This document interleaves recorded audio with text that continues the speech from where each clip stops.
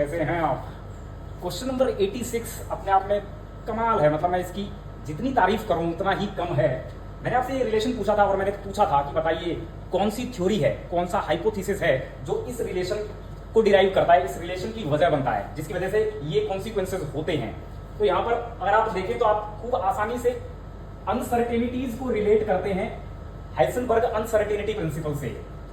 इस तरह से आपने पढ़ा है मोमेंटम में अनसर्टेनिटी और पोजीशन में अनसर्टेनिटी इक्वल टू या फिर ग्रेटर देन होती है h कट बाई 2। तो आप ये कौन कह रहा है? हाइसेनबर्ग अनसर्टेनिटी प्रिंसिपल कह रहा है। और ऐसा ही आपको कुछ ये भी लग रहा है, तो आपको लग रहा होगा कि फिर ये भी अनसर्टेनिटी से ही डिराइव हुआ है, ये यहीं से कहीं डिराइव हुआ है। लेकिन दोस्तों कमाल है, कमाल। यहां पर क्या है? यहां पर क्या है सर? ये ऑब्जर्वेबल है, ऑब्जर्वेबल। ये दोनों क्या है? ये दोनों ऑब्जर्वेबल्स हैं और ये कॉम्प्लीमेंट्री ऑब्जर्वेबल है। कॉम्प्लीमेंट्री ऑब्जर्वेबल कौन से होते हैं? जो कॉम्यूट नहीं करते। कॉम्यूट मतलब जिनका सेम आइगन फंक्शन नहीं होता, वो कॉन्जुगेट ऑब्जर्वेबल होते हैं, या कॉम्प्लीमेंट्री ऑब्जर्वेबल भी उन्हें कहा जाता है। तो फिर क्वांटम मैकेनिक्स में क्या होता है? हर एक ऑब्जर्वेबल के करस्पॉन्डिंग एक ऑपरेटर होता है। इसको अगर अपन जनरलाइज वे में लिखे तो अपन इस तरह से लिखते थे, मान लीजिए ये एक ऑपरेटर है और दूसरा एक और ऑपरेटर है, और इनका जो कॉम्यूटेटर है ये इक्वल टू ग्रेटर देन है h कट बाई 2। इसी तरह का कुछ लिखते थे, इसी तरह का रिलेशन होता था।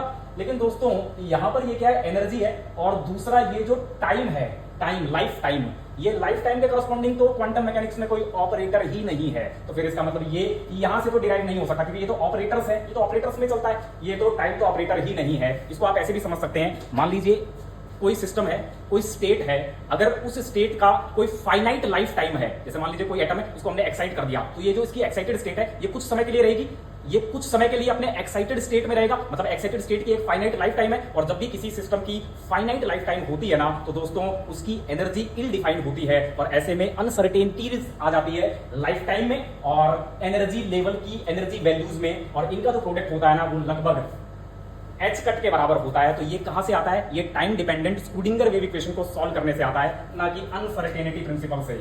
समझ गए आप मेरी बात?